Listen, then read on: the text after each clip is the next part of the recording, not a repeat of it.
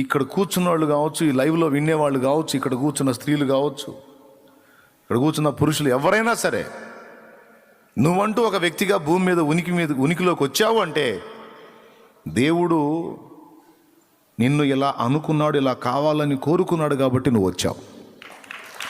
ఈ ఒక్క ఊహ ఎంత సంతోషాన్ని ఇస్తుందో చూడు, మనసుకి ఎంత స్వాంతనాన్ని ఇస్తుందో చూడు.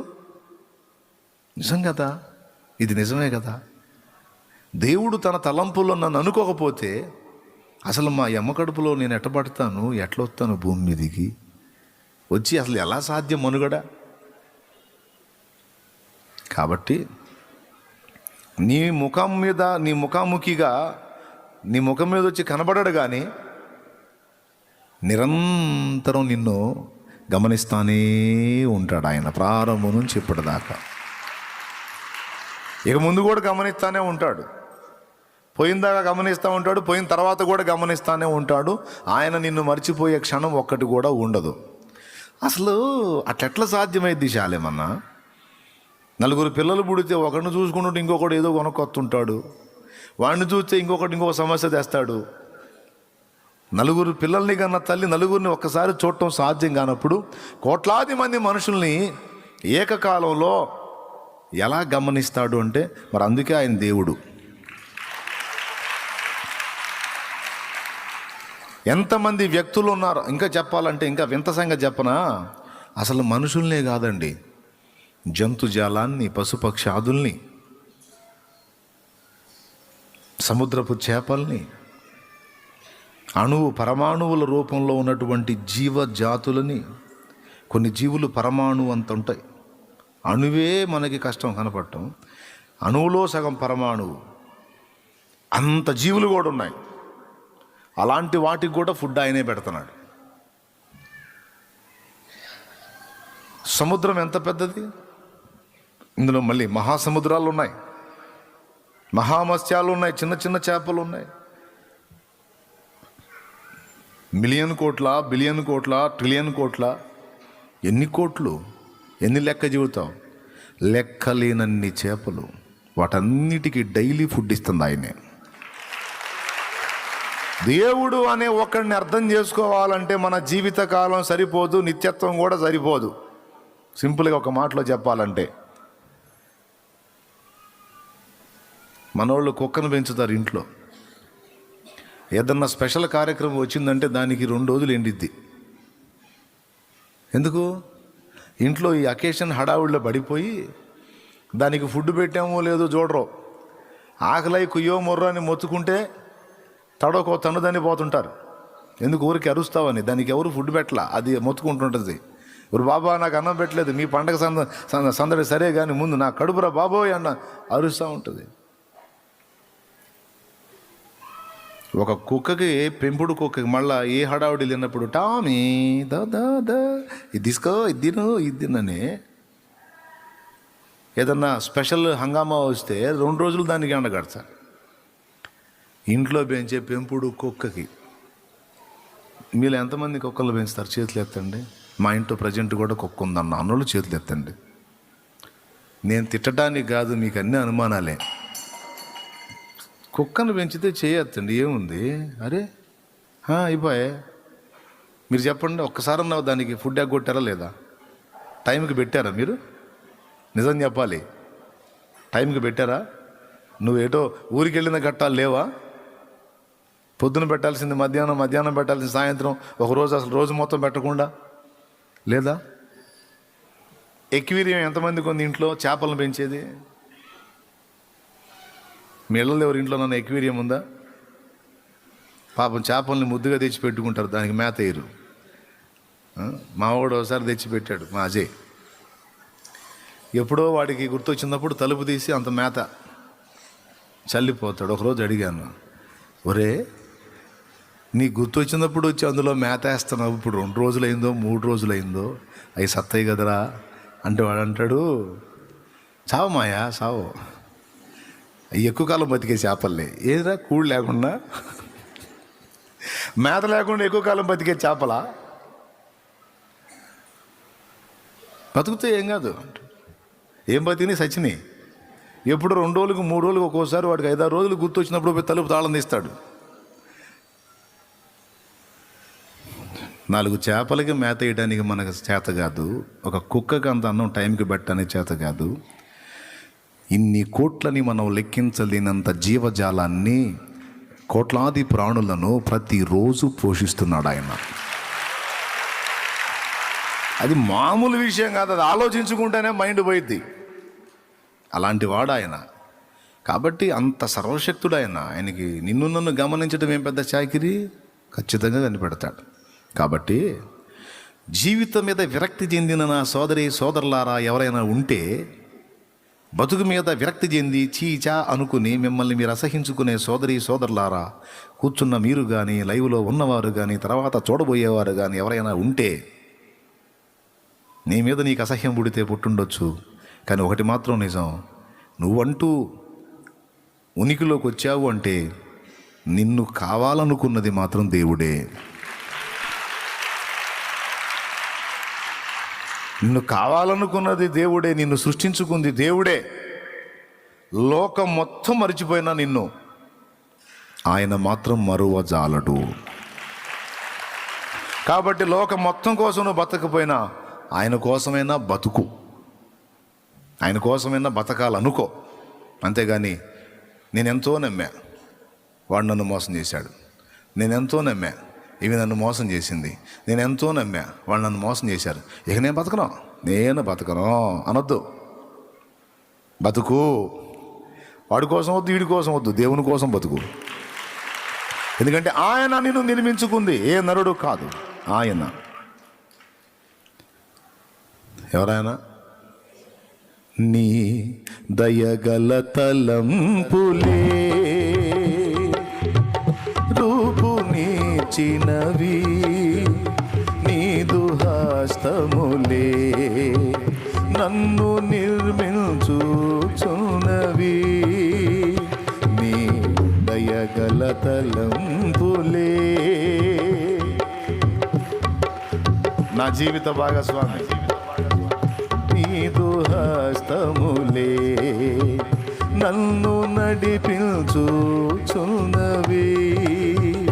నీ చిత్తమే నాలో నెరవేర్చుచున్నావు.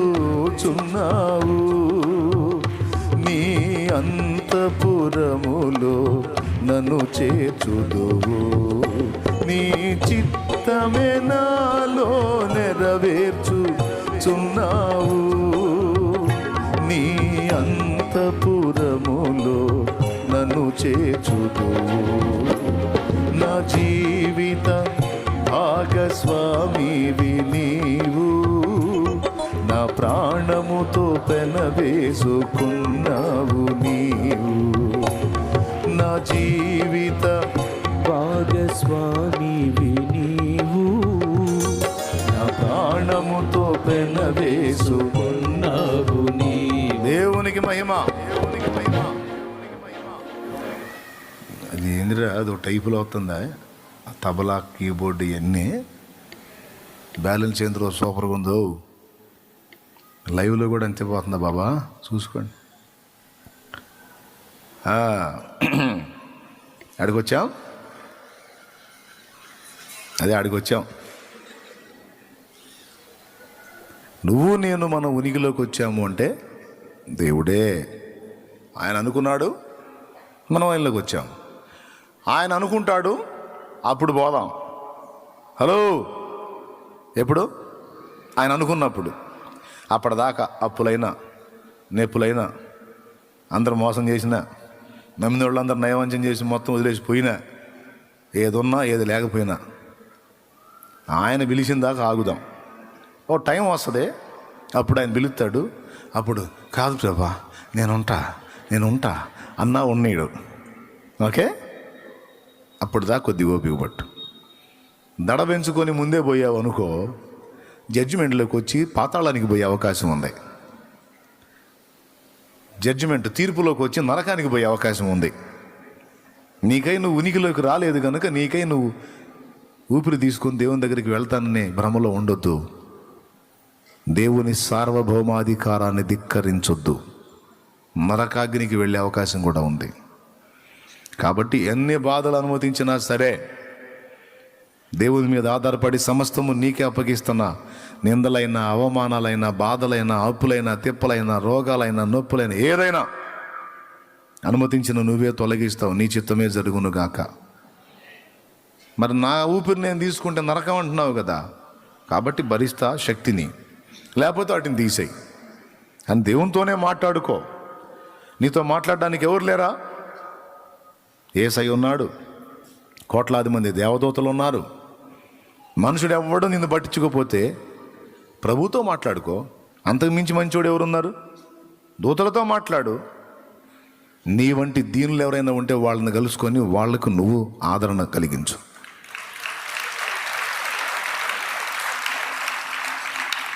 నాకెవరూ దిక్కులేరని నువ్వు చింతపడాల్సిన అవసరం లేదు. దిక్కులేని వాళ్లకు నువ్వు ఒక దిక్కవు. అంతేగాని దిక్కులేరు కాబట్టి నేను చస్తానంటే ఎట్లా? అప్పుడు దిక్కులేని వాళ్ళందరూ చచ్చిపోవాలి. నో, దిక్కు లేకపోవటం ఏంటి? యేసయ్య ఉన్నాడు మనకి. ఆయనను బట్టి నువ్వు ధైర్యం తెచ్చుకొని నువ్వు అనేకులకు దిక్కు అవ్వడానికి సిద్ధమవ్వాలి, కానీ నువ్వు చావు అనే ఆలోచన కలిగి ఉండరాదు. మొత్తానికి ఎవరో ఈరోజు తగిలేరు ఆ తలంపుల్లో వాళ్ళు. అందుకే ఈ మెసేజ్ని ఇటు తిప్పి వాళ్ళతో మాట్లాడాడు దేవుడు. ఇప్పుడు మళ్ళీ నా రూట్లోకి నేను వెళ్తా. ఇది నేను చెప్పాలనుకున్నది కాదు, దేవుడు తీసుకొచ్చాడు. ఎవరు అనుకున్నారు ఇక్కడ కూర్చున్న వాళ్ళలో బ్రతుకు మీద విరక్తి, కూర్చున్నోళ్ళు, లైవ్లో ఉన్నోళ్ళు, తర్వాత వినేవాళ్ళు ఎవరికో చెందిన మాట. కాబట్టి తస్మాత్ జాగ్రత్త. దేవుడు నిన్ను కావాలనుకుని నిర్మించుకుంది ప్రభు. కాబట్టి కృంగుబాటుకు తావివ్వద్దు. హల్లెలూయా.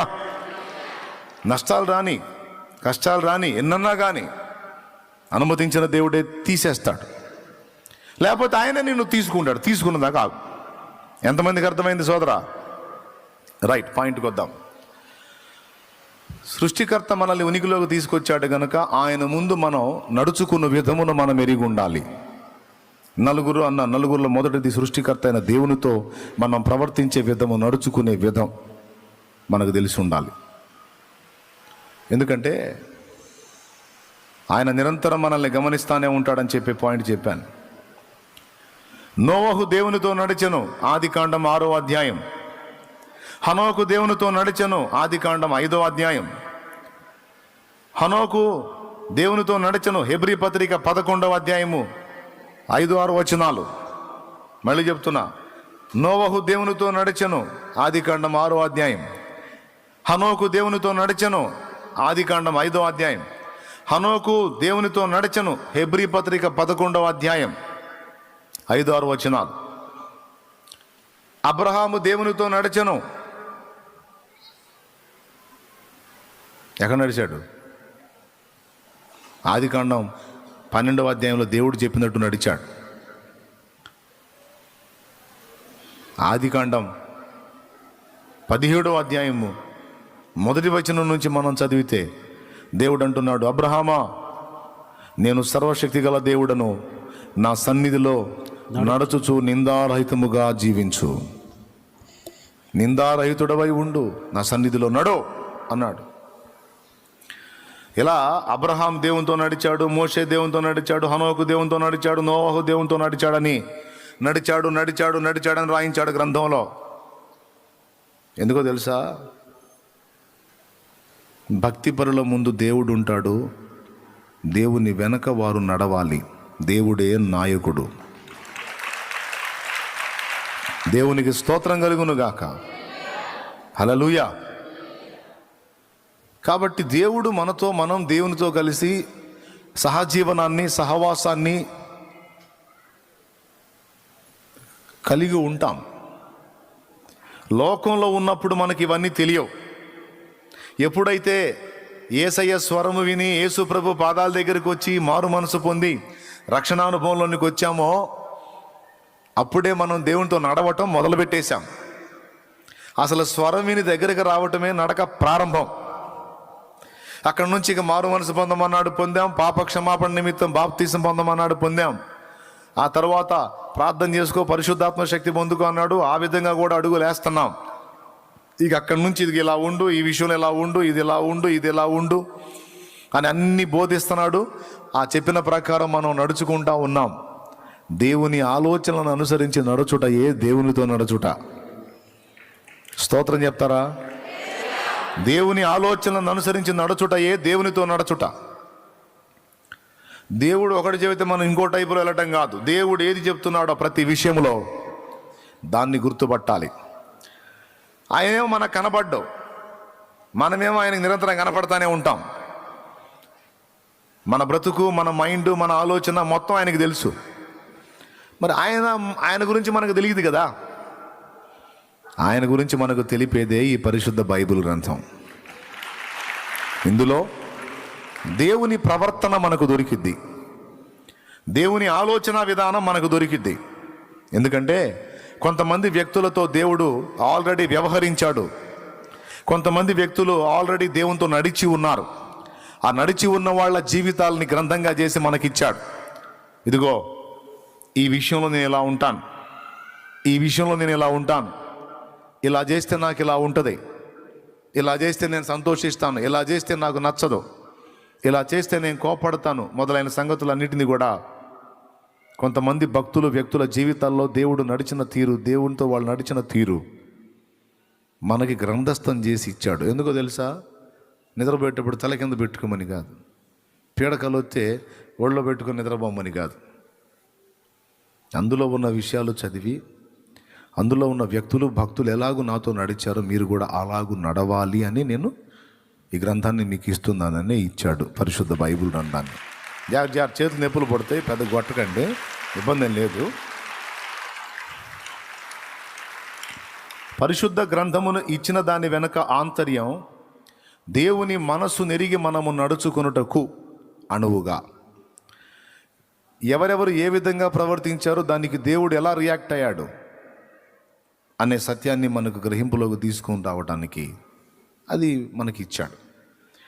ఈ గ్రంథములో ఉన్నటువంటి క్రమమును అనుసరించి మనం బ్రతికితిమా, మనము దేవునితో నడిచినట్టే.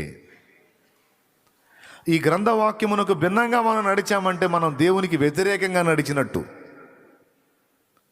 తనను తాను తగ్గించుకునేవాడు హెచ్చింపబడును అన్నది గ్రంథం. ఊరగా హెచ్చించుకోవడానికి ట్రై చేసామనుకో, అప్పుడు దేవునితో నడిచినట్ట, దేవునికి వ్యతిరేకంగా నడిచినట్ట. రైట్? అతిశయించేవాడు ప్రభువునందే అతిశయించాలి అంటే మరి ఇక డబ్బును బట్టి కానీ, జ్ఞానాన్ని బట్టి కానీ, తలాంతును బట్టి కానీ, వరమును బట్టి కానీ, గుర్తింపును బట్టి కానీ, తలాంతును బట్టి కానీ మనం అతిశయపడ్డామనుకో, దేవునితో నడిచినట్ట, దేవునికి వ్యతిరేకంగా నడిచినట్ట. దేవునితో నడవటం, అతిశయించువాడు ప్రభువునందే అతిశయించాలి. ఏదైనా నాకు అతిశయ కారణం ఉందంటే అందమో, డబ్బో, జ్ఞానమో, టాలెంటో, వరమో ఏది కాదు. ఇవన్నీ ఒకరోజు పోతాయి. ఎప్పటికీ నాకు శాశ్వతంగా ఉండేవాడు, నాకు శాశ్వతత్వాన్ని చేకూర్చేవాడు నా ప్రభువు.